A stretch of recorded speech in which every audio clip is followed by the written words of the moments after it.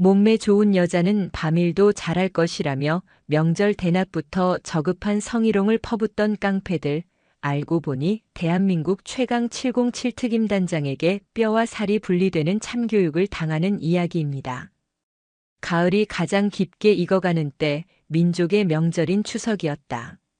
저마다 그리운 얼굴들을 찾아 떠나는 부산한 도시의 소음과 달리 지리산의 품은 태고의 고요함을 간직한 채 명절의 아침을 맞이하고 있었다.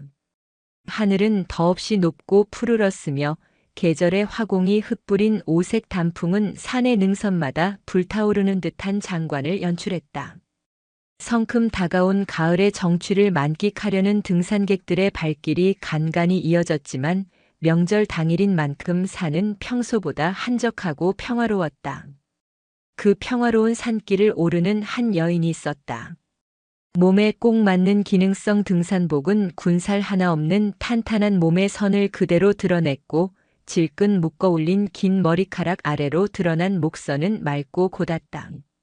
가벼운 등산화는 낙엽 쌓인 흙길을 소리 없이 밟았고 그 걸음걸이는 마치 오랜 시간 숙련된 사냥꾼처럼 침착하고 절도 있었다. 언뜻 보기에 20대 후반으로 보일 만큼 앳된 얼굴에는 화장기 하나 없었지만 뚜렷한 이목구비와 맑은 눈빛은 그 자체로 시선을 끄는 힘이 있었다. 그녀의 이름은 한지민. 하지만 그녀의 어깨 위에 얹힌 보이지 않는 책임의 무게와 계급을 아는 이는 이 산속에 아무도 없었다. 그녀는 대한민국 육군 소장 현역 투스타 장군이자 국가가 가장 은밀하고 위험한 임무를 맡기는 제707 특수임무단의 단장이었다. 전 세계의 분쟁 지역을 누비고 국가의 안위를 위협하는 적들의 심장부에서 칼날처럼 움직여온 그녀에게 오늘 하루만큼은 오롯이 자신을 위한 휴식이었다. 그녀가 향하는 곳은 지리산 중턱에 고즈넉이 자리 잡은 작은 사찰 청운사였다. 십수년 전 모든 것을 잃었다고 생각했던 혹독한 작전을 마친 뒤 무작정 찾아온 이곳에서 그녀는 노승이 내어주는 따뜻한 차 한 잔에 얼어붙었던 마음을 녹였다. 그 후로 마음이 복잡할 때면 군복을 벗고 평범한 등산객이 되어 이곳을 찾곤 했다. 노승은 그녀가 군인이라는 것 외에는 아무것도 묻지 않았고 그녀 역시 아무 말 없이 그저 산의 기운을 느끼고 차를 마시며 마음을 다스리고 돌아갔다. 올해 추석에는 가족과 함께하지 못하는 대신 마음의 고향과도 같은 이곳을 찾아 조용히 명절을 보내고 싶었다. 청운사로 향하는 오솔길에 접어들었을 때 한지민은 미간을 살짝 찌푸렸다. 평화로워야 할 산의 공기 속에 미세하지만 분명한 불협화음이 섞여 있었다. 평소라면 들려와야 할 청아한 산새 소리 대신 어딘가 모르게 긴장되고 위축된 기운이 감돌았다. 산 아래에서 올라오는 몇몇 등산객들의 표정은 어두웠고 간혹 수군거리는 목소리에는 불안감이 서려 있었다. 쯧쯧, 명절 아침부터 재수가 없으려니. 그냥 지나가세, 괜히 엮여서 좋을 거 없어. 그들의 대화를 애써 들으려 한 것은 아니었지만 한지민의 예민한 감각은 그 속에 담긴 심상치 않은 분위기를 놓치지 않았다. 그녀의 눈빛이 순간 날카로워졌다. 수많은 작전과 위기 상황 속에서 다져진 본능이 경고 신호를 보내고 있었다. 평온한 등산객의 얼굴 뒤로 수십 개의 전장을 꿰뚫어 보던 지휘관의 눈이 깨어나고 있었다. 그녀는 호흡을 가다듬고 발걸음의 속도를 늦췄다. 주변 지형과 소리의 근원을 파악하기 시작했다. 모든 감각을 최대한으로 끌어올린 채 그녀는 마치 적진에 침투하는 척후병처럼 조심스럽게 오솔길을 따라 나아갔다. 길모퉁이를 돌기 전 그녀는 거대한 참나무 뒤에 몸을 숨기고 상황을 살폈다.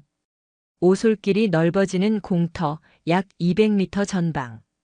7명의 사내들이 길을 막고 서 있었다. 등산복이 아닌 온몸에 용과 잉어 문신을 드러낸 채 헐렁한 운동복을 걸친 모습은 누가 보아도 산과는 어울리지 않는 불청객들이었다. 그들은 등산객 서너 명을 둘러싸고 무언가 시비를 거는 중이었다. 등산객들의 얼굴에는 공포와 당혹감이 역력했다. 한지민의 눈이 가늘어졌다. 그녀는 순식간에 상황 분석을 마쳤다. 적대적 인원 7, 뚜렷한 무기는 보이지 않으나 덩치와 인상으로 보아 폭력에 익숙한 자들. 중앙에 서서 가장 큰 소리를 내는 자가 우두머리로 보였다. 주변에는 엄폐물로 쓸만한 바위와 나무들이 산재해 있었다. 만약에 사태가 벌어질 경우 최적의 동선과 제압 순서가 머릿속에 번개처럼 그려졌다. 하지만 그녀는 아직 움직이지 않았다.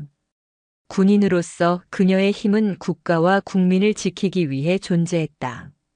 사적인 감정으로 함부로 휘둘러서는 안 될 마지막 칼날이었다. 그러나 그녀의 인내심을 시험하는 사건이 눈앞에서 벌어지고 있었다. 사내들에게 둘러싸여 위협받던 등산객들 사이로 익숙한 회색 승복을 입은 인형이 다가서는 것이 보였다. 청운사의 노승이었다. 거사님들 추석 아침부터 이 산속에서 어인 소란이십니까? 오고 가는 길손들을 불편하게 하는 것은 부처님의 뜻이 아닐진데 그만하시고 하산하시지요. 노승의 목소리는 나이와 달리 낭낭하고 힘이 있었지만 험악한 사내들의 귀에는 그저 쇠약한 늙은이의 잔소리로 들릴 뿐이었다. 무리의 우두머리로 보이는 곰처럼 덩치가 크고 목에 굵은 금목걸이를 건 사내가 비릿한 웃음을 흘리며 노승에게 다가섰다. 어이 스님, 우리가 지금 부처님 말씀 들으려고 여기 서 있는 줄 알아? 이 좋은 지리산 국립공원 우리가 밤새 쓰레기 치우고 길 닦고 얼마나 고생이 많냐고. 그러니까 여기 지나가는 사람들이 수고비 좀 내는 게 당연한 거 아니야? 안 그래? 그의 이름은 마동팔. 이 지역 일대를 기반으로 각종 이권에 개입하며 세력을 키워온 신흥조폭 조직의 두목이었다. 그는 오래전부터 청운사가 차지한 목 좋은 자리를 눈여겨보고 있었다. 사찰을 밀어버리고 그 자리에 고급 식당이나 숙박업소를 지으면 막대한 돈을 벌 수 있으리라 계산했던 것이다. 몇 번이고 저를 찾아가 협박도 하고 회유도 해봤지만 노승은 눈 하나 깜짝하지 않았다. 그러자 그는 아예 등산로 길목을 막고 행패를 부려 사찰의 평판을 떨어뜨리고 고립시키려는 저열한 수법을 쓰기 시작했다. 겁에 질린 젊은 부부가 울며 겨자 먹기로 지갑에서 빳빳한 5만 원권 몇 장을 꺼내 건넸다. 마동팔은 만족스럽다는 듯 돈을 받아 챙기고는 부부를 향해 턱짓을 했다. 그래, 그래야지. 얼른 꺼져. 명절인데 싸게 막은 줄 알아. 젊은 부부는 거의 도망치듯 서둘러 자리를 떴다. 그 광경을 지켜보던 노승이 지팡이를 쥔 손을 부들부들 떨며 말했다. 어찌 이런 무도한 짓을 부처님이 보고 계시네. 자네들 천벌을 받을 것이야. 천벌? 하. 영감님이 아직 세상 무서운 줄 모르네. 부처님보다 내 주먹이 더 가깝다는 걸 알려줘. 마동팔 옆에 있던 칼자국 난 얼굴의 부하가 노승의 어깨를 거칠게 밀쳤다. 비틀거리던 노승은 그만 중심을 잃고 바닥에 나뒹굴었다. 흙바닥에 쓰러진 노승의 입에서 밭은 신음이 터져나왔다. 그 순간이었다. 참나무 뒤에 숨어 모든 것을 지켜보던 한지민의 눈빛이 얼음장처럼 차갑게 변했다. 그녀에게 청운사의 노승은 단순한 인연이 아니었다. 삶의 가장 어두운 터널을 지날 때 말없이 등을 내어주었던 은인이었다. 그런 은인이 눈앞에서 모욕당하고 폭행당하는 것을 보고만 있을 수는 없었다. 그녀는 더 이상 망설이지 않았다. 은신을 풀고 조용하지만 단호한 걸음으로 공터를 향해 걸어나갔다. 그녀의 등장에 소란스럽던 공터의 모든 시선이 집중되었다. 험악한 조폭들은 물론 겁에 질려있던 등산객들조차 갑자기 나타난 젊고 아름다운 여인을 의아한 눈으로 쳐다보았다. 거기까지. 한지민의 목소리는 나지막했지만 그 안에 담긴 무게감은 주변의 공기를 서늘하게 만들었다. 그녀는 쓰러진 노승에게 다가가 그의 상태를 살폈다. 다행히 크게 다친 곳은 없어 보였다. 그녀는 노승을 부축해 일으켜 세운 뒤 마동팔 일당을 향해 돌아섰다. 어르신께 사과하고 빼앗은 돈 전부 돌려드려. 그리고 당장 이 산에서 꺼져. 그녀의 당돌한 태도에 마동팔은 어이가 없다는 듯 헛웃음을 터뜨렸다. 그는 음흉한 눈빛으로 한지민의 머리부터 발끝까지를 노골적으로 훑어내렸다. 몸에 달라붙는 등산복 위로 드러난 탄탄하고 매력적인 몸매는 그의 저열한 욕망에 불을 지폈다. 이야, 이건 뭐야? 추석 선물인가? 산속에서 이런 미인을 다 보네. 아가씨, 지금 우리한테 명령하는 거야? 그의 부하들도 낄낄거리며 저속한 농담을 던졌다. 몸매 죽이는데? 얼굴도 예쁘장한 게 딱 내 스타일이야. 혼자 등산하는 거 보니까 외로운 모양인데 오빠들이랑 같이 놀아줄까? 한지민은 그들의 희롱에도 눈 하나 깜짝하지 않았다. 그녀의 시선은 마동팔의 눈, 목, 어깨, 그리고 무릎의 중심 이동까지 모든 것을 꿰뚫어 보고 있었다. 그녀에게 그들은 이미 위협적인 존재가 아니라 분석하고 해체해야 할 목표물에 불과했다. 마지막 경고야. 셋셀 동안 꺼져. 하. 인연이 진짜 겁대가리를 상실했네. 얘들아, 저가시나 아주 버르장머리를 단단히 고쳐줘야겠다. 오늘 밤 전현 입에서 잘못했다는 소리가 나오게 만들어주지. 마동팔의 말이 끝나자마자 가장 가까이 있던 칼자국 얼굴의 사내가 음흉한 미소를 지으며 한지민에게 손을 뻗었다. 그의 더러운 손이 그녀의 어깨에 닿으려는 순간 한지민은 나지막이 숫자를 내뱉었다. 하나. 그것은 폭발이었다. 고요하게 응축되어 있던 에너지가 일순간 터져나오는 섬광과도 같은 움직임이었다. 칼자국 얼굴의 사내가 내뻗은 손목은 목표에 닿지 못했다. 대신 그의 시야에서 한지민의 모습이 순간적으로 사라졌다가 지독한 고통과 함께 그의 팔이 부자연스러운 각도로 꺾이며 나타났다. 크악! 한지민은 그의 팔을 잡아챈 그대로 몸을 회전시키며 그의 무게 중심을 무너뜨렸다. 이어진 동작은 유수와도 같았다. 그녀의 무릎이 칼자국 사내의 팔꿈치 관절을 정확하게 가격했다. 뚝 하는 소름 끼치는 파열음과 함께 사내는 비명을 지르며 바닥에 쓰러져 팔을 붙잡고 뒹굴었다. 모든 것이 눈 깜짝할 사이에 벌어진 일이었다. 마동팔과 나머지 부하들은 순간 얼어붙었다. 그들의 머리는 눈앞의 상황을 제대로 인지하지 못했다. 가녀린 여인이 건장한 사내의 팔을 순식간에 부러뜨린 광경은 현실감을 잃게 만들기에 충분했다. 이 미친년이. 정신을 차린 다른 부하 2명이 동시에 욕설을 내뱉으며 덤벼들었다. 한 명은 주먹을, 다른 한 명은 발길질을 날렸다. 하지만 그들의 어설픈 공격은 수많은 실전으로 단련된 한지민의 눈에는 느린 화면처럼 보였다. 그녀는 주먹을 날리는 사내의 팔을 안쪽으로 흘려보내며 그의 옆구리를 파고들었다. 그녀의 팔꿈치가 정확하게 그의 늑골 아래 급소를 찔렀다. 컥 하는 숨막히는 소리와 함께 사내는 눈이 뒤집힌 채 쓰러졌다. 동시에 그녀는 몸을 낮춰 발길질을 피한 뒤 축이 된 상대의 다리를 그대로 걷어찼다. 중심을 잃고 넘어진 사내는 뒤통수를 바닥에 부딪히며 잠시 정신을 잃었다. 불과 몇 초 만에 3명의 부하가 전투 불능 상태에 빠지자 마동팔의 얼굴에서 처음으로 웃음기가 사라졌다. 그는 그제야 상황의 심각성을 깨달았다. 저 여자는 보통이 아니었다. 뭐 하는 년이야, 너. 마동팔이 당황하여 소리쳤다. 그의 목소리에는 분노보다 공포가 더 짙게 배어 있었다. 한지민은 쓰러진 자들을 차갑게 내려다본 뒤 천천히 고개를 들어 마동팔을 응시했다.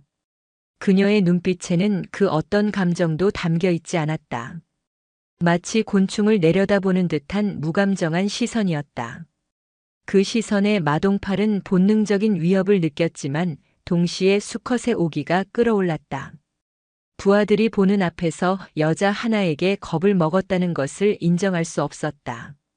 그는 애써 공포를 감추고 더 비열하고 추악한 말들을 쏟아내기 시작했다.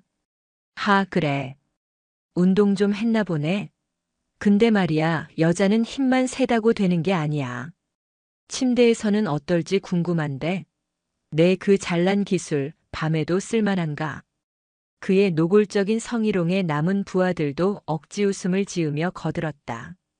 두목님, 전현 몸 쓰는 거 보니까 아주 끝내주겠습니다. 한번 맛보면 잊지 못할 것 같은데요. 옷 속에 뭐가 들었을지 궁금한데 우리가 한번 확인해 볼까요? 마동팔은 한 걸음 더 다가서며 음탕한 목소리로 속삭였다. 아가씨, 지금이라도 잘못했다고 빌면 오빠가 특별히 용서해 줄게. 대신 오늘 밤 내 그 탱탱한 몸으로 우리 두목님 기분 좀 맞춰드려야겠다. 어때? 산속 정자에서 하는 건 색다른 경험일 텐데. 내 비명소리가 온 지리산에 울려 퍼지게 만들어줄 수 있어. 그것은 한지민의 마지막 남은 인내의 끈을 끊어버리는 말이었다. 그녀의 얼굴에서 모든 표정이 사라졌다. 대신 그 자리를 채운 것은 지옥의 혹한과도 같은 냉기였다. 그녀는 나지막이 하지만 그 자리에 있는 모두의 뼛속까지 파고드는 목소리로 말했다. 둘. 그리고 그녀의 몸이 다시 움직였다. 이번에는 이전보다 훨씬 빠르고 자비 없는 움직임이었다. 그녀는 땅을 박차고 마동팔을 향해 돌진했다. 겁을 먹은 마동팔이 주춤거리며 뒷걸음질 치려 했지만 이미 늦었다. 한지민의 손이 허공을 갈랐다. 그것은 단순한 손날치기가 아니었다. 국가가 수십 년간 길러낸 최정의 인간 병기의 모든 힘과 기술이 응축된 일격이었다. 그리고 색, 퍽 하는 둔탁한 소리와 함께 그녀의 손날이 마동팔의 쇄골을 정확하게 내리찍었다. 뼈가 부서지는 끔찍한 감각과 함께 마동팔의 입에서 비명조차 되지 못하는 소리가 터져나왔다. 그는 그대로 무너져 내렸다. 한지민은 거기서 멈추지 않았다. 쓰러지는 마동팔의 머리채를 잡아채 그대로 자신의 무릎에 찍어버렸다. 마지막 남은 부하들이 공포에 질려 도망치려 했지만 한지민은 그들을 놓아줄 생각이 없었다. 그녀는 땅에 떨어진 등산 스틱을 집어들어 도망치는 부하의 오금을 정확하게 후려쳤다. 비명과 함께 넘어진 부하 위로 올라탄 그녀는 스틱 끝으로 그의 목을 겨누었다. 움직이면 이걸로 내 숨통을 끊어버릴 거야. 순식간에 지리산의 평화로운 공터는 아비규환의 지옥으로 변했다. 건장한 사내 7명이 한 명의 여인 앞에 처참하게 무릎 꿇었다. 뼈가 부러지고 정신을 잃은 채 신음하는 그들 앞에 한지민은 머리카락 한 올 흐트러지지 않은 모습으로 서 있었다. 그녀는 바닥에 쓰러져 고통스러워하는 마동팔에게 다가가 그의 멱살을 잡고 얼굴을 들어 올렸다. 공포와 고통으로 일그러진 그의 눈을 똑바로 들여다보며 얼음처럼 차가운 목소리로 말했다. 내 몸이 궁금하다고 했나? 그럼 지금부터 똑똑히 알려주지. 내 몸은 너 같은 사회의 암덩어리들을 도려내기 위해 존재하는 국가의 칼이라는 걸. 그 순간 그녀는 더 이상 아름다운 등산객이 아니었다. 그녀는 적을 눈앞에 둔 대한민국 육군 소장, 제707 특수임무단 단장 한지민이었다. 그리고 그녀의 참교육은 이제 막 시작되었을 뿐이었다. 한지민의 손에 멱살이 잡힌 마동팔은 생전 처음 느껴보는 종류의 공포에 온몸이 마비되는 것을 느꼈다. 눈앞의 여인은 방금 전까지 그가 음탕한 농담의 대상으로 삼았던 그 여인이 아니었다. 그녀의 눈은 인간의 감정이 거세된 오직 목표의 파괴와 제압만을 위해 존재하는 잘 벼린 칼날 그 자체였다. 그녀의 몸에서 뿜어져 나오는 살기는 지리산의 맑은 공기를 얼려버리듯 지독했고 쇄골이 부서지는 고통보다 그 살기가 주는 공포가 더욱 끔찍했다. 내가 잘못했다. 잘못했으니까 제발. 마동팔이 비굴하게 목숨을 구걸하는 순간 한지민의 다른 쪽 손이 그의 어깨를 향해 움직였다. 빠르고 정확하며 자비 없는 움직임이었다. 우두둑 하는 끔찍한 소리와 함께 그의 어깨 관절이 탈구되었다. 끄아악! 마동팔의 처절한 비명이 산중에 울려 퍼졌다. 한지민은 그를 짐짝처럼 내던져 버렸다. 그는 부러진 쇄골과 빠져버린 어깨를 붙잡고 흙바닥을 뒹굴었다. 더 이상 이 지역을 주름잡던 조폭 두목의 위용은 찾아볼 수 없었다. 그저 고통 속에 몸부림치는 한 마리 짐승이 있을 뿐이었다. 그 광경을 본 마지막 남은 부하 2명은 완전히 이성을 잃었다. 공포가 극에 달하면 인간은 도망치거나 혹은 미친 듯이 저항하게 된다. 그들은 후자를 택했다. 이 괴물 같은 년. 같이 죽자. 2명의 사내가 동시에 소리를 지르며 한지민에게 달려들었다. 한 명은 품에서 접이식 칼을 꺼내 휘둘렀고 다른 한 명은 땅에 떨어진 굵은 나뭇가지를 집어들었다. 그들은 자신들의 마지막 용기를 쥐어짰지만 그것은 성난 황소에게 달려드는 하루살이의 몸짓과도 같았다. 한지민은 칼을 든 사내를 먼저 상대했다. 그녀는 정면으로 맞서는 대신 반보 옆으로 비켜서며 상대가 허공을 가르도록 유도했다. 칼날이 그녀의 옆구리를 스쳐 지나가는 찰나 그녀의 손이 번개처럼 움직여 칼을 쥔 상대의 손목을 낚아챘다. 그대로 손목을 꺾어버리자 사내의 손에서 칼이 힘없이 떨어졌다. 한지민은 그 칼을 발로 툭 차 멀리 날려버린 뒤 붙잡은 팔을 지렛대 삼아 그의 몸을 공중으로 띄웠다. 아름다운 포물선을 그리며 날아간 사내의 몸은 나뭇가지를 휘두르며 달려들던 다른 부하와 그대로 충돌했다. 커헉! 2개의 육중한 몸이 부딪히며 둔탁한 소리를 냈다. 둘은 뒤엉켜 바닥에 나뒹굴었다. 한지민은 그들이 자세를 추스르기도 전에 그들의 중심으로 파고들었다. 그녀의 군홧발이 넘어진 한 명의 명치를 정확하게 걷어찼고 이어 몸을 회전시키며 날린 팔꿈치가 다른 한 명의 관자놀이를 강타했다. 짧은 신음과 함께 2 사람은 완전히 의식을 잃고 축 늘어졌다. 이제 공터에는 오직 한지민만이 온전히 2 발로 서 있었다. 7명의 건장한 사내들은 모두 그녀의 발치 아래에서 고통스럽게 신음하거나 의식을 잃은 채 널브러져 있었다. 이 모든 일이 벌어지는 데 걸린 시간은 채 1분도 되지 않았다. 마치 잘 짜인 무술 영화의 한 장면처럼, 아니 그보다 훨씬 더 현실적이고 압도적인 폭력이었다. 화려한 동작은 없었지만 모든 움직임은 급소를 노렸고 모든 타격은 상대를 무력화시키는데 최적화되어 있었다. 겁에 질려 이 모든 것을 지켜보던 등산객들과 노승은 입을 떡 벌린 채 아무 말도 하지 못했다. 그들의 눈에는 연약해 보이던 한 여인이 흉포한 맹수들을 사냥하는 경이로우면서도 두려운 광경이 펼쳐진 것이었다. 그녀의 몸짓은 파괴적이었지만 동시에 처절할 정도로 아름다웠다. 마치 강철로 만들어진 나비가 피와 고통의 꽃밭 위를 우아하게 날아다니는 듯 했다.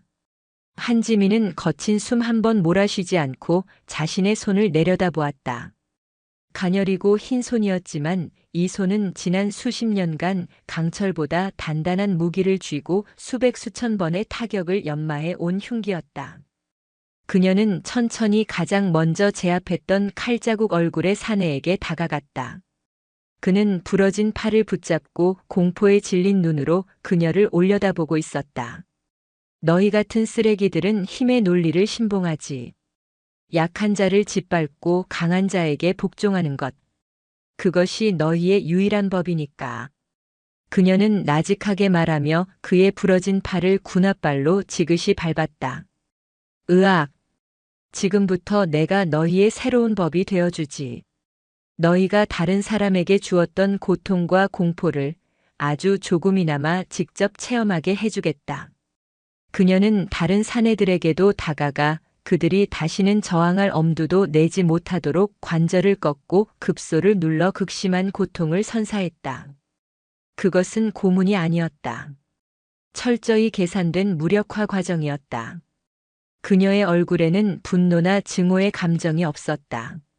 마치 고장난 기계를 수리하는 기술자처럼 혹은 감염된 부위를 도려내는 외과 의사처럼 냉정하고 침착하게 자신의 임무를 수행할 뿐이었다. 마지막으로 그녀는 마동팔 앞에 섰다.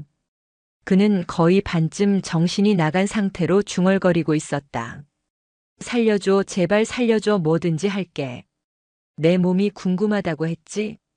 한지민은 그의 멱살을 다시 한번 잡아채 질질 끌고 갔다.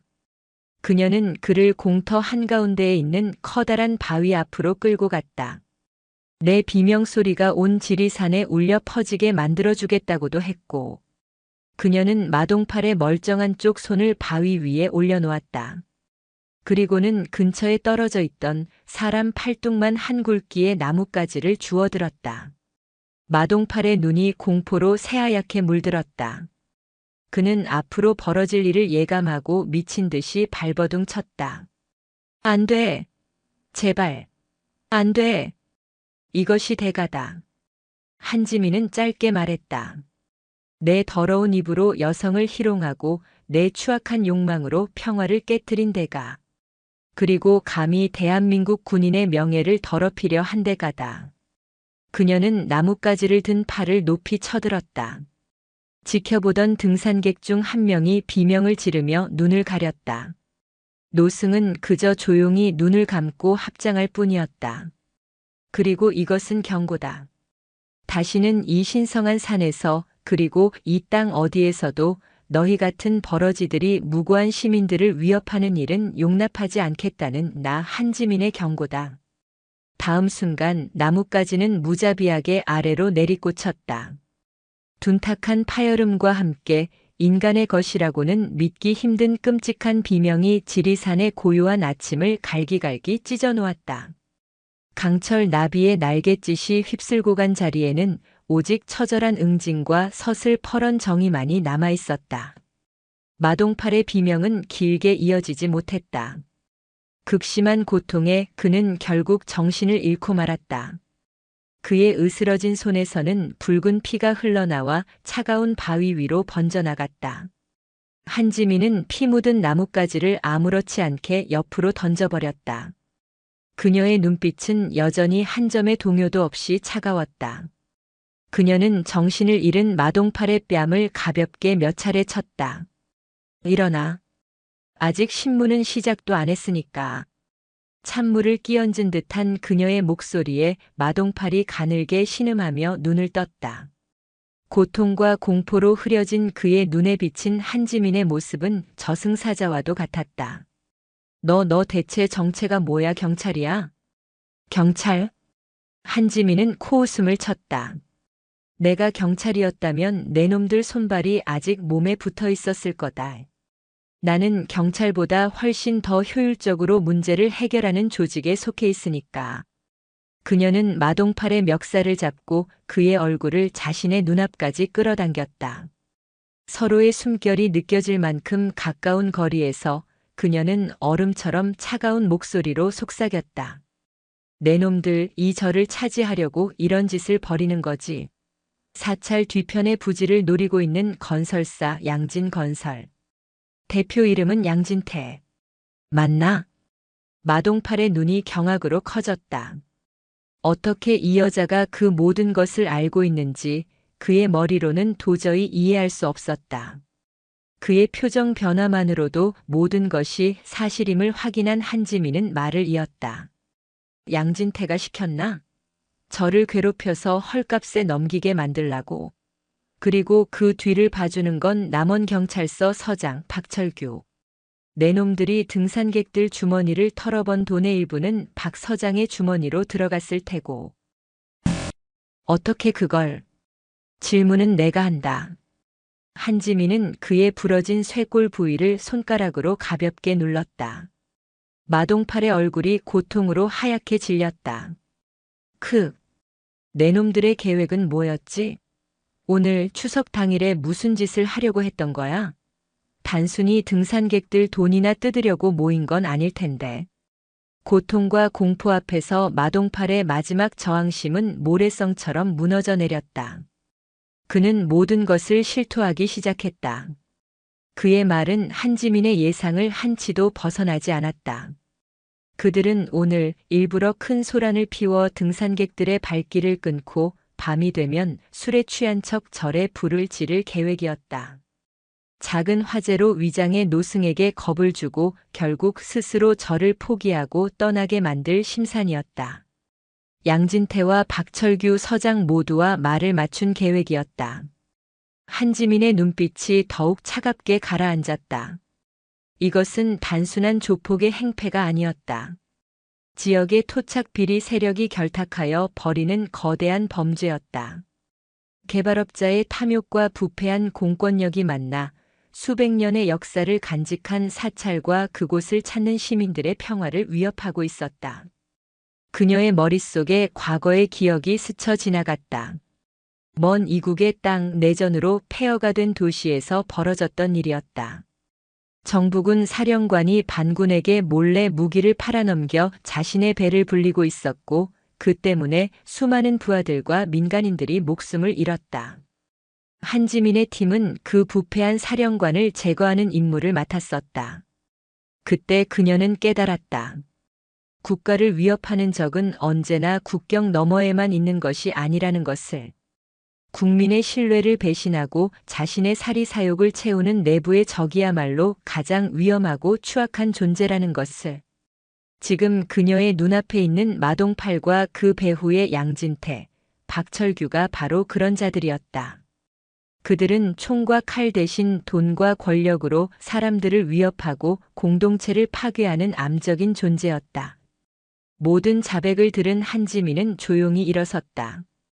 그녀가 모든 것을 알게 되자 마동팔은 이제 죽은 목숨이라 생각했는지 오히려 체념한 듯한 표정을 지었다. 날 죽일 건가? 죽음은 내 놈에게 너무 과분한 형벌이다. 한지민은 차갑게 말했다. 너는 살아서 내가 저지른 모든 죄의 대가를 치르게 될 거야. 내가 믿었던 돈과 권력이 얼마나 허망하게 무너지는지 내 눈으로 똑똑히 보게 될 거다. 그리고 내가 경멸했던 법의 심판 아래 평생을 감옥에서 썩게 만들어주지.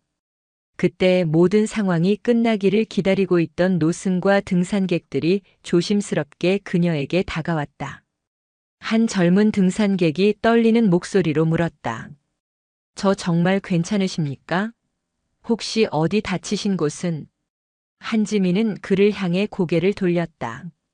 방금 전까지 악기와도 같았던 그녀의 얼굴에 처음으로 희미한 미소가 떠올랐다. 그 미소 하나에 주변에 살벌했던 공기가 봄눈 녹듯 부드럽게 풀렸다. 저는 괜찮습니다. 놀라게 해드려 죄송합니다. 노승은 조용히 그녀의 앞에 서서 깊게 합장했다. 보살님의 가피로 이 늙은 승과 청운사가 큰 위기를 넘겼습니다. 부처의 자비는 때로 분노의 얼굴로 나타나 악을 물리친다 하였으니 오늘 보살님께서 보여주신 모습이 바로 그것일 것입니다. 노승의 눈에는 그녀를 향한 두려움이 아닌 깊은 경외와 감사가 담겨 있었다. 그는 그녀가 단순한 무술고수가 아니라 약자를 지키기 위해 기꺼이 스스로의 손에 피를 묻히는 숭고한 영혼을 지닌 존재임을 꿰뚫어 본 것이었다. 과찬이십니다, 스님. 저는 그저 제가 해야 할 일을 했을 뿐입니다. 한지민은 겸손하게 대답했다. 하지만 그녀는 알고 있었다. 그녀가 한 일은 아직 끝나지 않았다. 이 사건의 뿌리는 생각보다 깊었다. 저 쓰러져 있는 조폭들은 그저 거대한 악의 실체에서 뻗어나온 잔가지에 불과했다. 이제 그녀는 그 검은 뿌리를 완전히 뽑아내야만 했다. 제육장 군인의 맹세, 부처의 미소. 한지민은 마동팔의 주머니에서 그의 스마트폰을 꺼내 들었다. 피와 흙으로 더러워진 화면을 아무렇지 않게 소매로 닦아낸 그녀는 112나 119가 아닌 전혀 다른 번호를 눌렀다. 그것은 외부에는 알려지지 않은 군 내부의 직통 보안 라인이었다. 몇 번의 신호음이 가고 곧 절도 있고 긴장된 목소리가 수화기 너머에서 들려왔다. 통신보안, 육군중앙수사단 상황실입니다. 한지민의 목소리는 순식간에 바뀌었다. 방금 전까지의 개인적인 감정은 모두 사라지고 오직 임무만을 생각하는 지휘관의 목소리가 흘러나왔다. 그녀의 말투는 간결했고 그 안에 담긴 권위는 절대적이었다.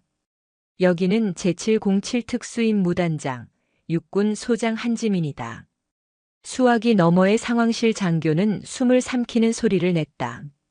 대한민국 군에서 가장 날카로운 창으로 불리는 707 부대의 지휘관, 그것도 현역 여성 투스타 장군이 직접 전화를 걸어온 상황은 그가 군 생활을 하며 단 한 번도 겪어보지 못한 일이었다.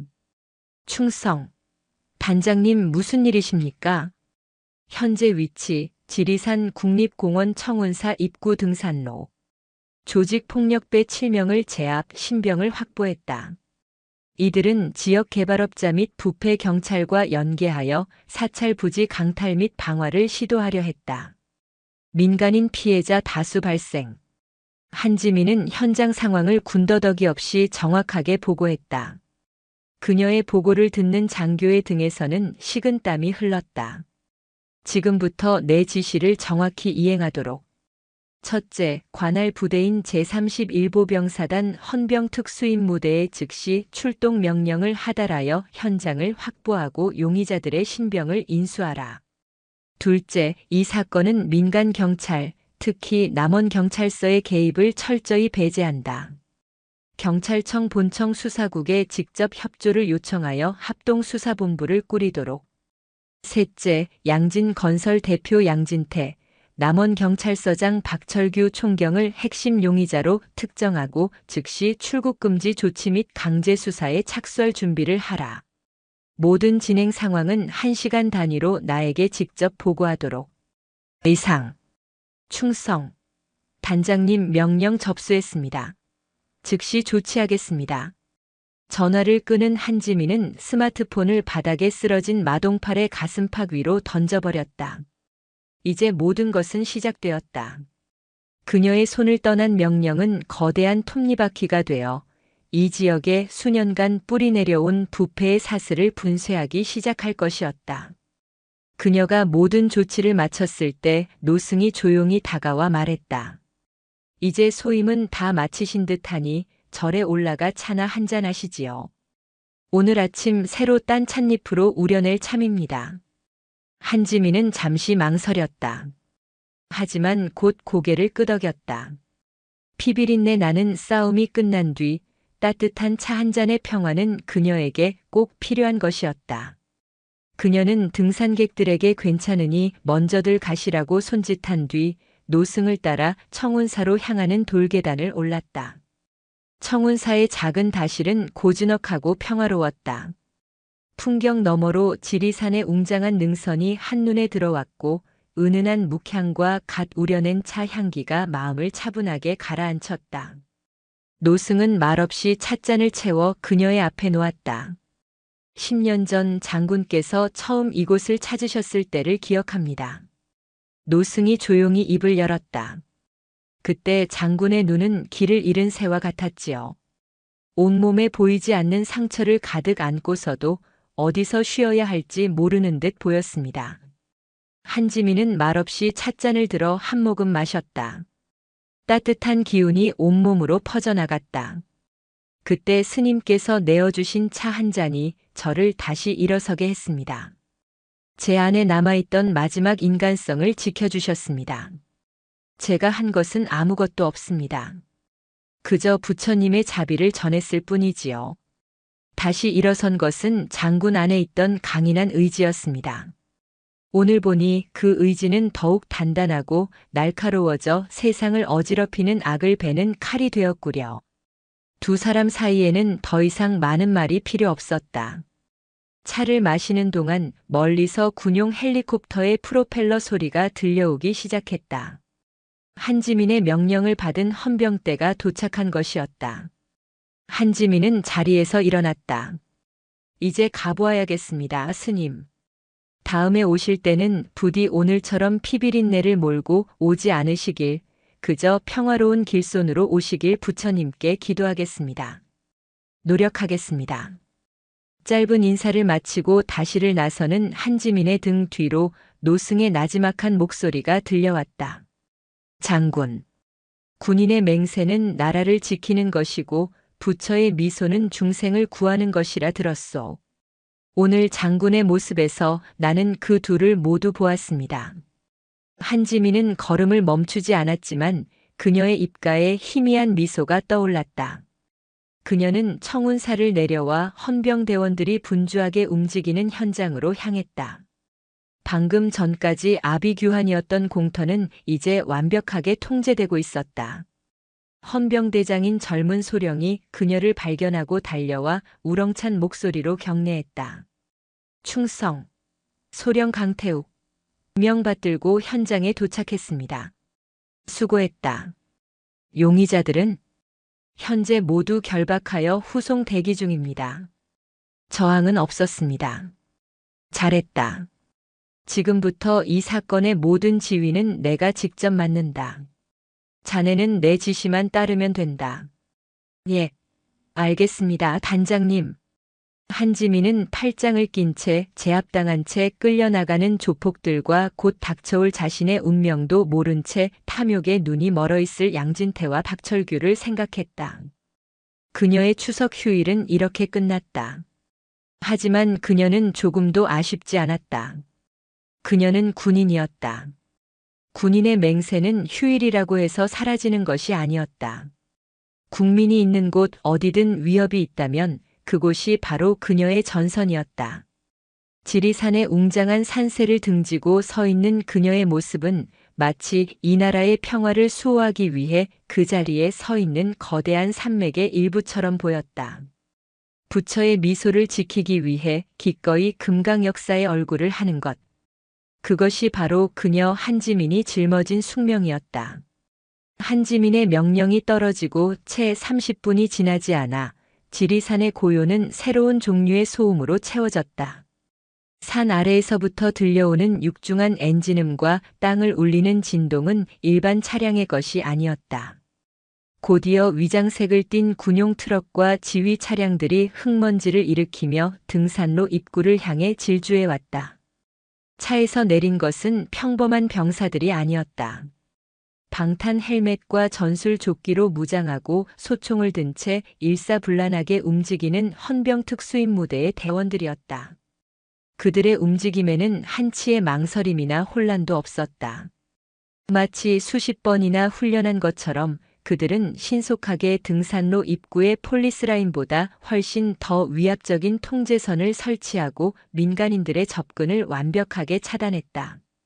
현장을 지휘하는 강태욱 소령의 지시에 따라 일부 대원들은 공터로 달려 올라가 쓰러져 있는 조폭들의 신병을 확보하고 현장 증거를 보존하기 시작했다.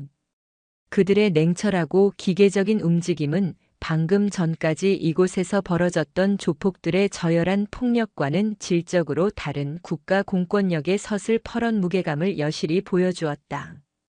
같은 시각 전라북도 남원의 한적한 고급 전원주택 단지. 양진건설의 대표 양진태는 최고급 한우갈비를 뜯으며 가족들과 단란한 추석 명절을 보내고 있었다. 그의 얼굴에는 사업의 성공과 부유함이 주는 오만한 미소가 가득했다. 그는 이미 청운사 부지를 손에 넣은 것이나 다름없다고 생각했다. 마동팔과 박철규 서장만 있으면 해결하지 못할 일은 없었다. 오늘 밤 마동팔이 절에 작은 불장난을 치고 나면 겁먹은 늙은 중은 알아서 헐값에 절을 넘기고 떠날 터였다. 그의 여유로운 명절을 깨트린 것은 요란하게 울리는 스마트폰 벨소리였다.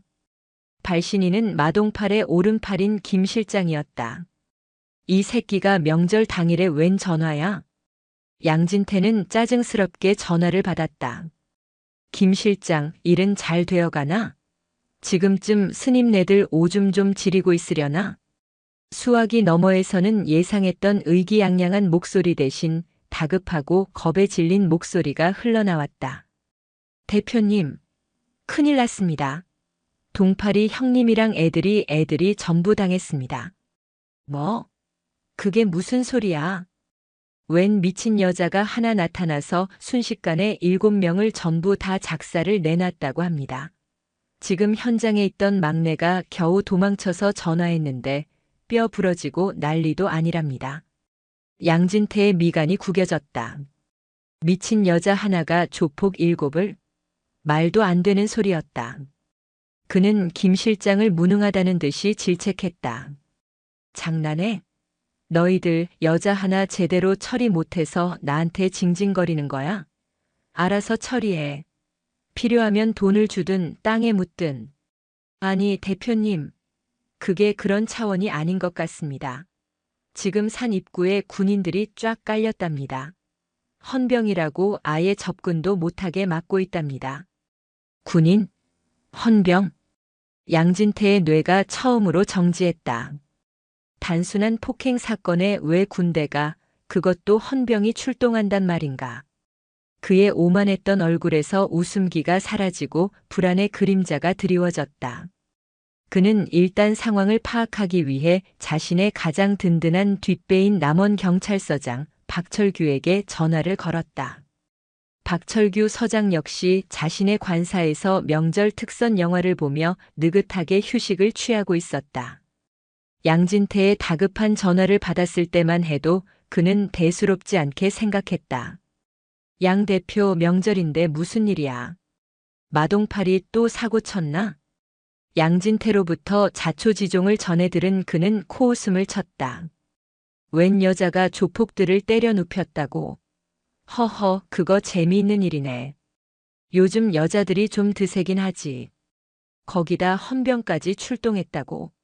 아마 근처 부대에서 훈련 나왔다가 우연히 엮인 모양이겠지. 걱정 말라고. 내 관할에서 일어난 일인데 군바리들이 뭘 어쩌겠어. 내가 지금 바로 우리 애들 보내서 상황 정리하고 그 여자도 무슨 혐의를 씌워서든 일단 잡아넣으라고 할 테니. 박철규는 자신만만했다. 그는 자신의 관할 구역 안에서는 자신이 왕이라고 믿어 의심치 않았다. 그는 즉시 강력팀 형사 2명에게 전화를 걸어 지리산 현장으로 출동하라는 지시를 내렸다. 웬 여자가 깡패들하고 시비가 붙은 모양인데 가서 대충 상황 파악하고 여자 쪽을 현행범으로 체포해와. 군인들이 뭐라 하거든 민간인 사건에 군이 개입하는 건 월권행위라고 큰소리치고. 뒷일은 내가 다 알아서 할 테니까. 지시를 받은 형사들은 투덜거리며 순찰차에 올라탔다. 명절에 쉬지도 못하고 산골짜기까지 가야 하는 것이 불만이었지만 서장의 명령이니 어쩔 수 없었다. 그들 역시 이 일이 그들의 경찰 인생을 송두리째 바꿔놓을 거대한 폭풍의 시작점이 되리라고는 꿈에도 상상하지 못했다. 1시간 후 남원서 강력팀 형사들이 탄 순찰차가 지리산 등산로 입구에 도착했다. 그들의 눈앞에 펼쳐진 광경은 서장의 말과는 전혀 달랐다. 듬성듬성 서 있는 군인 몇 명이 아니었다. 완전 무장한 헌병대원 수십 명이 도로를 완벽하게 차단하고 있었고 지휘 차량에서는 분주하게 무전 소리가 흘러나왔다. 분위기는 단순한 사건 현장이 아니라 마치 계엄령이라도 선포된 듯 삼엄했다. 형사들이 차에서 내려 어정쩡하게 다가가자 강태욱 소령이 앞을 막아섰다. 그의 계급과 특수임무대의 마크가 박힌 군복은 일선 형사들이 평생 마주칠 일 없는 위압감을 풍겼다. 무슨 일이십니까? 여기는 현재 군사 통제 구역입니다. 민간인은 출입할 수 없습니다. 베테랑 형사 한 명이 애써 허세를 부리며 경찰 신분증을 내보였다. 남원경찰서 강력팀입니다. 관내에서 폭행 사건이 발생했다는 신고를 받고 출동했습니다. 현장 조사를 해야 하니 길을 비켜주시죠. 그리고 민간인 사건에 군이 이렇게까지 개입하는 건 명백한 월권입니다. 강태욱 소령은 형사의 신분증을 쳐다보지도 않고 차갑게 말했다. 월권이라고 했나? 지금부터 이곳에서 벌어지는 모든 상황은 국방부 장관의 직접 지휘를 받는 특수임무다. 당신들의 상관인 박철규 서장 역시 곧 우리 수사단의 조사를 받게 될 거다. 네. 박 서장님을 조사한다니 그게 무슨. 더 이상 현장 진입을 시도할 경우 공무집행방해 혐의로 당신들부터 체포할 수 있음을 경고한다. 즉시 철수하도록. 강소령의 말에는 타협의 여지가 단 1%도 없었다. 그의 뒤에 도열한 헌병대원들의 손이 소총의 안전장치로 향하는 것이 보였다. 두 형사는 등줄기에서 식은땀이 흐르는 것을 느꼈다. 이것은 자신들이 감당할 수 있는 수준의 일이 아니었다. 그들은 굴욕감에 얼굴이 벌개진 채 아무 말도 못하고 순찰차로 돌아설 수밖에 없었다. 보고는 즉시 박철규 서장에게 올라갔다.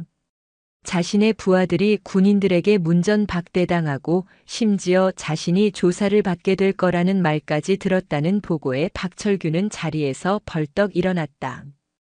이것들이 미쳤나? 감히 경찰서장을.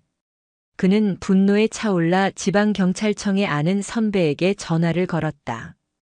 하지만 수화기 너머에서 들려온 것은 예상했던 위로나 지원이 아니었다. 싸늘하고 단호한 경고였다. 박 서장, 지금 자네 미쳤나? 지리산 일이라면 지금 당장 손 떼. 아니, 손발 다 떼고 납작 엎드려 있어. 선배님, 그게 무슨 말씀이십니까? 군바리들이 제 관할에서. 닥쳐.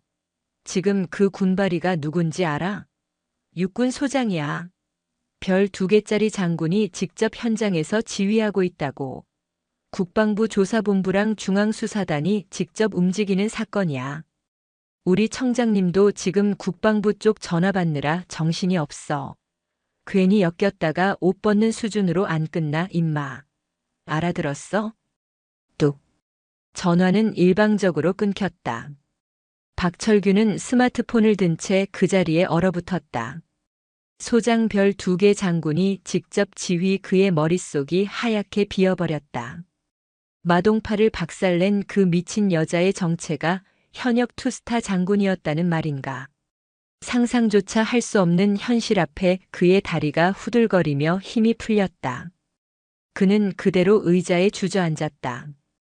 폭풍은 이제 막 시작되었을 뿐인데 그는 이미 모든 것을 잃었음을 직감했다. 산 아래 임시로 설치된 지휘 텐트 안. 한지민은 방금 전 박철규 서장과 지방경찰청 간의 통화 감청 기록이 올라온 모니터를 무표정하게 바라보고 있었다. 그녀의 옆에는 강태욱 소령이 서서 다음 명령을 기다리고 있었다. 모든 것이 그녀의 손바닥 안에서 움직이고 있었다.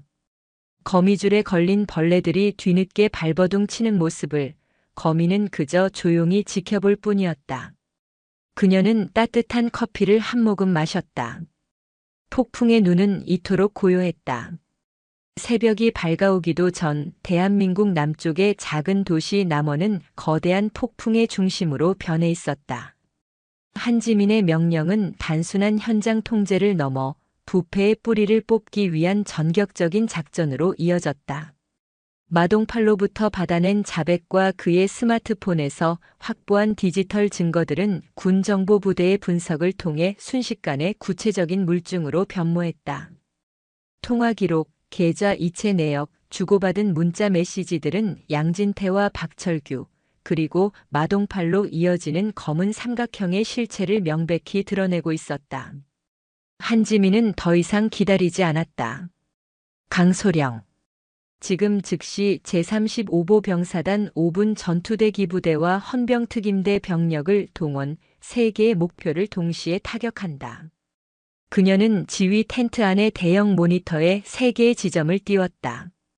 양진태의 자택, 양진건설 사무실, 그리고 남원경찰서였다. 양진태와 박철규는 증거인멸을 시도할 가능성이 높다. 한치의 오차도 없이 동시에 진입하여 신병을 확보하고 모든 형태의 저장 매체와 서류를 압수한다. 저항 시에는 즉각 무력으로 제압하도록. 작전 개시. 충성. 새벽 4시 정각. 잠들어 있던 도시 위로 어둠을 가르는 군용 차량들의 행렬이 시작되었다.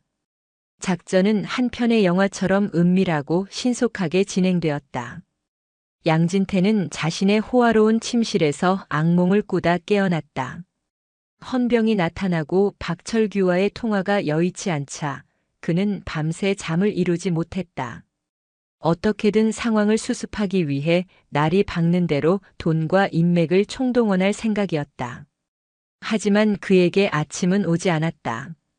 쾅 하는 굉음과 함께 그의 저택 현관문이 통째로 뜯겨져 나갔다. 순식간에 섬광탄이 터지고 검은 전투복으로 무장한 헌병 특임대원들이 연기 속에서 그림자처럼 나타나 집안을 장악했다. 꼼짝 마. 움직이면 쏜다. 잠옷 바람으로 침실에서 뛰쳐나온 양진태의 눈앞에 보인 것은 영화에서나 보던 검은 총구들이었다. 그의 오만함과 자신감은 순식간에 증발하고 원초적인 공포만이 남았다. 당신들 뭐야? 여긴 사유지야. 변호사 부를 거야. 양진태 씨 조직 범죄 및 뇌물공여, 살인교사 미수 혐의로 긴급 체포합니다. 변호사는 유치장에서 부르시죠. 강태욱 소령이 직접 그의 앞에 서서 차가운 목소리로 미란다 원칙을 고지했다. 양진태의 얼굴이 새하얗게 질렸다. 살인교사 미수. 그들은 어젯밤의 방화 계획까지 모든 것을 알고 있었다. 그는 순식간에 모든 것이 끝났음을 깨달았다. 저항 한번 제대로 하지 못하고 그의 손목에는 차가운 수갑이 채워졌다. 그의 아내와 아이들이 겁에 질려 비명을 지르는 소리가 집안에 울려 퍼졌다. 그가 평생 쌓아 올렸다고 믿었던 부와 명예의 성은 하룻밤 사이에 허무하게 무너져 내렸다. 같은 시각 남원경찰서. 박철규 서장은 자신의 사무실에서 밤을 샜다. 그는 어떻게든 이 상황을 타개하기 위해 백방으로 연락을 취했지만 모두가 그를 외면했다. 거대한 힘이 자신을 옥죄어 오고 있음을 느끼며 절망에 빠져 있을 때 그의 사무실 문이 조용히 열렸다. 놀랍게도 그곳에는 총을 든 군인들이 아니라 중앙수사단 소속의 수사관 2명과 그들을 대동한 한지민이 직접 서 있었다. 그녀는 전투복이 아닌 간편한 작전용 점퍼 차림이었지만 그 위압감은 조금도 줄어들지 않았다. 박철규는 저도 모르게 자리에서 벌떡 일어났다. 그의 눈앞에 서 있는 젊고 아름다운 여인이 자신을 나락으로 떨어뜨린 현역 장군이라는 사실이 믿기지 않았다. 박철규 서장. 한지민이 나지막이 그의 이름을 불렀다. 네. 박철규는 자신도 모르게 군대식으로 대답하고 말았다. 한지민은 아무 말 없이 수사관이 들고 있던 태블릿 PC를 받아 그의 책상 위에 올려놓았다. 화면에는 그의 은행 계좌에서 양진 건설 명의로 거액이 입금된 내역, 양진태와 나눈 대화의 녹취록, 마동팔과 통화하며 범죄를 지시하는 내용까지 그의 모든 범죄 행각이 빼곡하게 정리되어 있었다. 국민의 생명과 재산을 지키라고 국가가 부여한 권력을 당신은 자신의 배를 불리는 데 사용했더군. 당신 같은 자 때문에 밤낮으로 헌신하는 대다수 경찰들의 명예가 더럽혀지는 거다. 박철규는 아무 말도 할 수 없었다. 모든 증거가 완벽했다. 그는 고개를 숙인 채 부들부들 떨기만 했다. 당신에게는 수갑도 아깝다. 한지민은 차갑게 말을 맺고 돌아섰다. 수사관들이 그에게 다가가 직권남용, 뇌물수수, 범죄 은닉 혐의로 체포를 고지했다. 경찰서장실에서 현직 경찰서장이 군 수사단에 의해 체포되는 전대미문의 광경이 펼쳐졌다. 그를 따르던 부하 직원들은 복도에 멀찍이 서서 경악과 충격에 휩싸인 채 차마 고개도 들지 못했다. 모든 동시 작전이 성공적으로 끝났다는 보고를 받은 한지민은 잠시 눈을 감았다. 하지만 그녀의 임무는 아직 끝나지 않았다. 압수된 증거물 속에서 거미줄은 예상보다 훨씬 더 넓고 깊게 뻗어 있었다. 양진태와 박철규는 시작에 불과했다. 그들이 상납한 돈은 도의회 의원에게로 그리고 지방검찰청의 고위 간부에게까지 흘러들어간 정황이 포착되었다. 한지민의 눈이 다시 날카롭게 빛났다. 그녀는 즉시 합동수사본부에 연락했다. 새로운 타겟이 식별됐다. 전라북도 도의원 최만식, 남원지청 부장검사 이동준. 두 사람에 대한 수사 자료를 즉시 이관하고 관련자 전원을 소환 조사하도록. 이 시간부로 수사 범위를 전면 확대한다. 그녀의 결정은 망설임이 없었다. 부패의 고리는 하나라도 남겨두면 다시 자라나기 마련이다. 그녀는 이 기회에 이 지역을 좀먹던 검은 거미줄을 모조리 찾아내 불태워버릴 작정이었다. 한지민이라는 태풍은 이제 겨우 남원의 상공을 지났을 뿐이었다. 그 폭풍은 이제 대한민국 전체를 향해 나아가기 시작했다. 사건은 걷잡을 수 없이 커져나갔다. 한 여성 장군이 추석 연휴에 지리산에서 조폭을 소탕한 것을 시작으로 지역 건설업자와 경찰서장의 유착 비리가 드러나더니 급기야 현직 도의원과 부장검사까지 연루된 거대한 권력형 비리 게이트로 번져나갔다. 대한민국은 그야말로 발칵 뒤집혔다. 언론은 연일 이 사건을 톱뉴스로 다루었고 국민들의 시선은 지리산에서 시작된 이 정의로운 폭풍의 중심 한지민 소장에게로 쏠렸다. 바로 그때 한 기사가 모든 언론의 보도를 압도하며 전국적인 화제의 중심에 섰다. 과거 아프가니스탄에서 한지민에게 목숨을 비쳤던 기자 박시우가 쓴 심층 취재 기사였다. 그는 누구보다 먼저 군 내부 정보원을 통해 이번 사건의 전말과 한지민의 역할을 정확하게 파악했고 밤을 새워 기사를 작성했다. 단독 지리산의 강철 나비, 부패의 거미줄을 찢다 한 군인의 맹세가 지켜낸 정의. 기사는 단순한 사건 보도를 넘어 한지민이라는 군인이 걸어온 길과 그녀가 왜 그곳에 있어야만 했는지를 깊이 있게 조명했다. 그녀가 조폭들을 제압한 무용담에만 초점을 맞추는 대신 그녀의 행동이 사적인 분노가 아닌 국민을 보호해야 한다는 군인의 투철한 사명감에서 비롯되었음을 강조했다. 기사는 순식간에 온라인을 뒤덮었고 국민들은 열광했다. 이게 진짜 군인이지. 우리 세금이 아깝지 않다. 영화보다 더 영화 같다. 한지민 장군님 존경합니다. 부패한 정치인, 검사들보다 저런 군인 한 명이 훨씬 낫다. 한지민은 하루아침에 국민적 영웅으로 떠올랐다. 그녀의 이름은 각종 포털 사이트 실시간 검색어 1위를 차지했고 그녀의 강인하면서도 아름다운 모습은 사람들의 뇌리에 깊게 각인되었다. 강철 나비라는 별명은 그녀의 상징이 되었다. 하지만 정작 폭풍의 눈인 한지민은 세간의 소란에서 한 발짝 물러나 있었다. 그녀는 초기 수사가 본궤도에 오르자 모든 지휘 권한을 공식적으로 꾸려진 합동수사본부에 이관하고 조용히 자신의 자리로 돌아왔다. 언론의 인터뷰 요청이 쇄도했지만 그녀는 모두 거절했다. 그녀에게 영웅이라는 칭호나 국민적 인기는 중요하지 않았다. 그녀는 그저 군인으로서 마땅히 해야 할 일을 했을 뿐이었다. 그녀가 향한 곳은 언론의 스포트라이트가 비추는 곳이 아닌 조용한 병원이었다.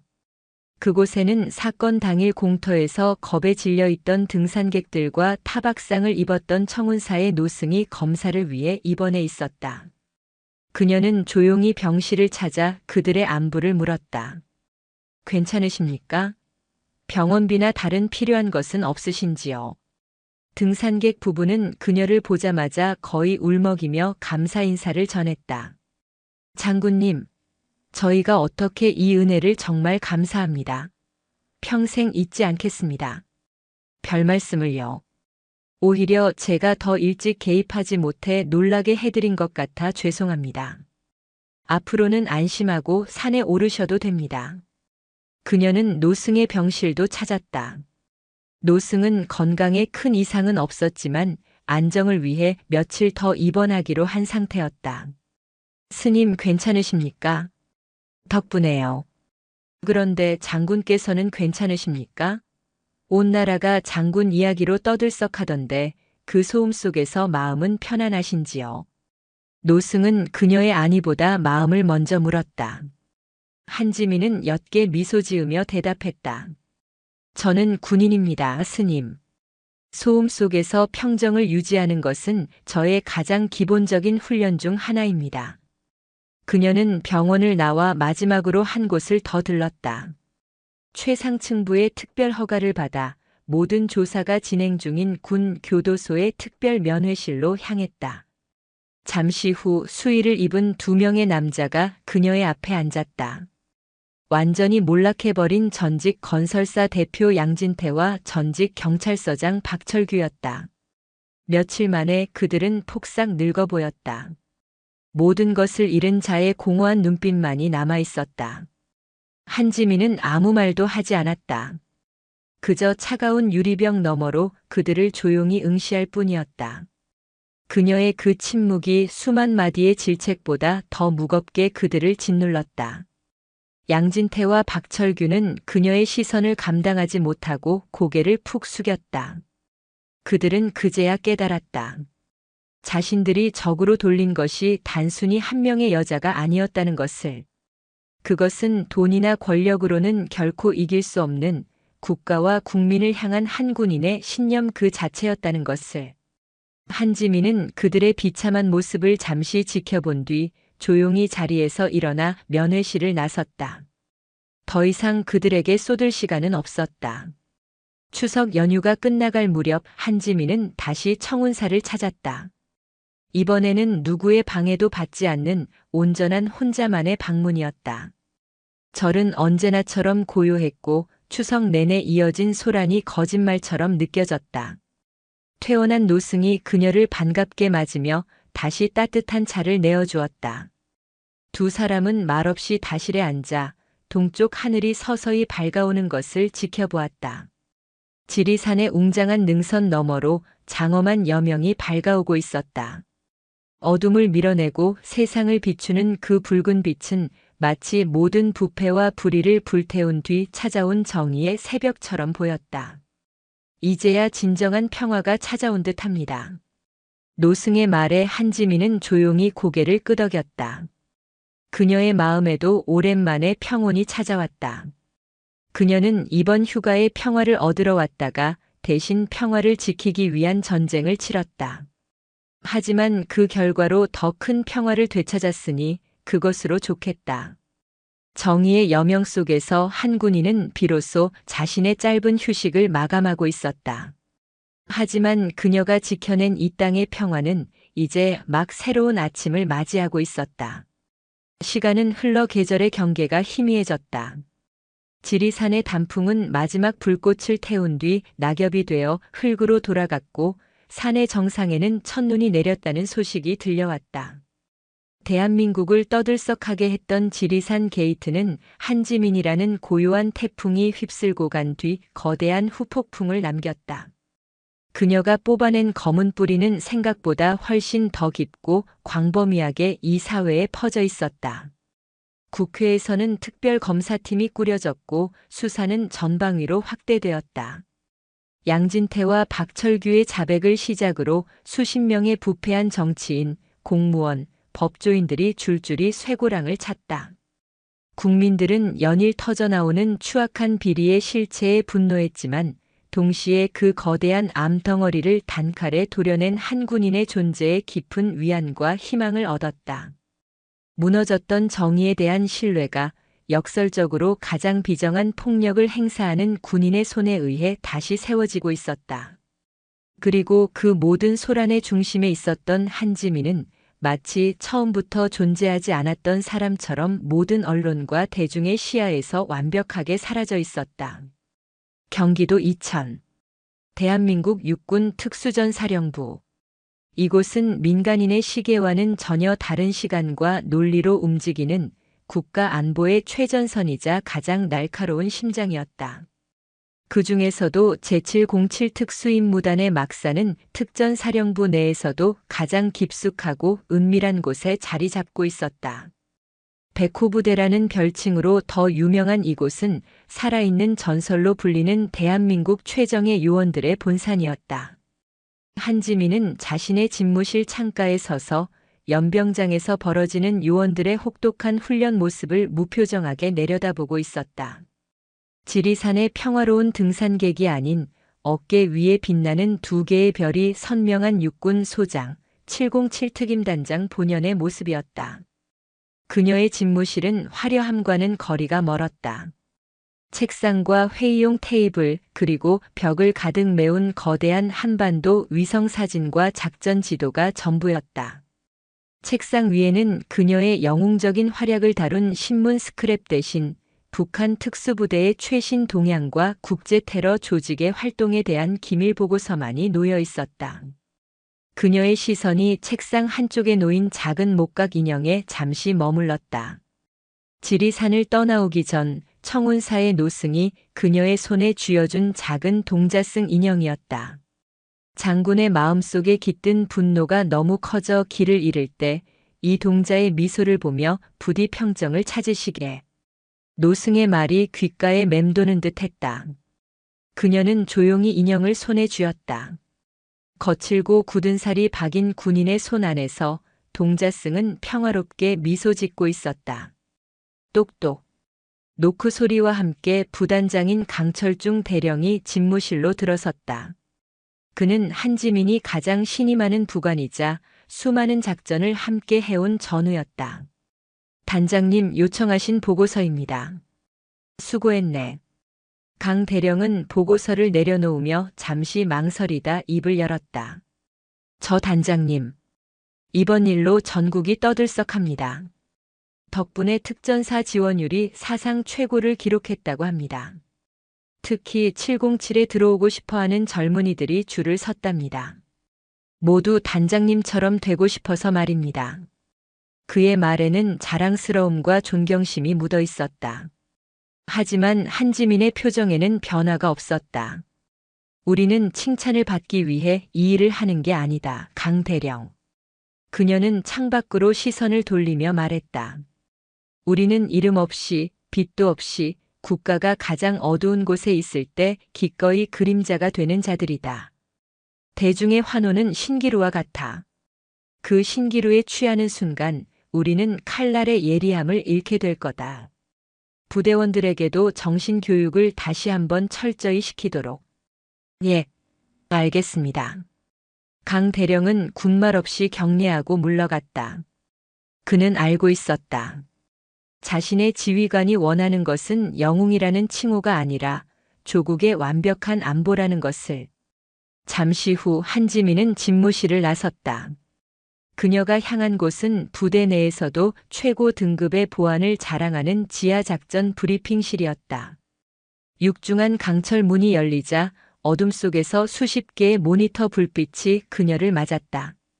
그곳에는 707의 각 팀을 이끄는 팀장들이 미동도 없이 그녀를 기다리고 있었다.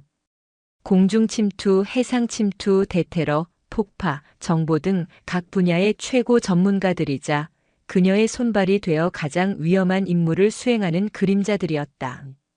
그녀가 연단에 서자 방 안의 모든 요원들이 칼날 같은 동작으로 기립하여 경례했다. 한지민은 묵묵히 그들의 경례를 받은 뒤 나지막하지만 방 안전체를 장악하는 목소리로 말했다. 모두 앉아. 그녀의 등 뒤로 거대한 중앙 스크린이 켜졌다. 하지만 그곳에 나타난 것은 그녀의 얼굴이나 지리산 게이트 관련 뉴스가 아니었다. 칠흑 같은 밤 저그에선 카메라로 촬영된 어느 항구의 모습이 나타났다. 우리의 적은 누구인가? 한지민이 조용히 입을 열었다. 요원들은 숨소리 하나 내지 않고 그녀의 목소리에 집중했다. 어떤 이들은 휴전선 너머의 군인만이 우리의 적이라고 생각한다. 하지만 나는 동의하지 않는다. 우리의 진정한 적은 이 나라의 국민들을 위협하고 우리가 목숨 걸고 지키는 이 땅의 평화를 좀먹는 모든 것이다. 그녀의 시선이 스크린 속 항구의 한 지점을 가리켰다. 마약, 총기, 심지어 인간까지 밀수하며 자신의 배를 불리는 조직이 있다. 그들의 돈은 국경을 넘어 테러 단체로 흘러들어가고 그들이 들여온 마약은 이 땅의 가정을 파괴한다. 그들 또한 우리의 명백한 적이다. 그녀는 잠시 말을 멈추고 요원들 한 명 한 명의 눈을 들여다보았다. 며칠 전 나는 산에서 쓰레기들을 치웠다. 그것은 나의 개인적인 휴가 중에 벌어진 우발적인 사건이었지만 나는 그곳에서 다시 한번 우리의 존재 이유를 확인했다. 우리가 왜 이토록 혹독하게 훈련하고 목숨을 걸어야 하는지. 그것은 힘없는 시민들이 불의에 떨지 않고 자신의 삶을 평화롭게 살아갈 수 있도록 하기 위함이다. 사람들은 우리를 보이지 않는 검이라 부른다. 명심해라. 검은 스스로를 자랑하지 않는다. 검은 칭찬을 갈구하지 않는다. 검은 오직 적을 베어내고 주인을 지키기 위해 존재할 뿐이다. 우리의 주인은 바로 대한민국 국민이다. 그녀의 목소리에는 강철 같은 의지가 담겨 있었다. 우리는 영웅이 되기 위해 싸우는 것이 아니다. 우리는 이 땅에 더 이상 영웅이 필요 없는 평화로운 세상을 만들기 위해 싸우는 것이다. 우리의 희생이 다음 세대의 평화가 될 것이라는 신념. 그것이 바로 우리가 이 어둠 속에서 기꺼이 그림자가 되는 이유다. 알겠나? 예, 알겠습니다. 요원들의 대답이 지하 브리핑실을 가득 메웠다. 한지민은 고개를 끄덕였다. 그녀의 눈빛은 다시 지리산의 평화로운 등산객이 아닌 적의 심장을 노리는 맹수의 눈빛으로 돌아와 있었다. 좋다. 그럼 지금부터 새로운 사냥을 시작한다. 작전명 포식자 사냥. 브리핑 시작. 그녀의 말이 끝나자마자 브리핑실의 모든 조명이 꺼지고 중앙 스크린에 복잡한 작전 지도와 타겟의 얼굴들이 떠올랐다. 한지민의 시선은 이미 다음 전장을 향해 있었다. 지리산의 강철 나비는 잠시 날갯짓을 멈추었을 뿐 결코 쉬고 있었던 것이 아니었다. 더 거대하고 짙은 어둠을 향해 날아오를 준비를 하고 있었던 것이다. 정의는 저절로 승리하지 않는다. 그것은 자신의 모든 것을 걸고 불의와 싸우는 누군가의 숭고한 헌신과 강철 같은 의지로 지켜지는 것임을 어둠 속에서 조국을 위해 기꺼이 자신을 불태우는 그녀와 그녀의 부대원들이 소리 없이 증명하고 있었다. 그리고 그들이 존재하는 한 대한민국의 하늘 아래 정의의 여명은 계속해서 밝아올 터였다.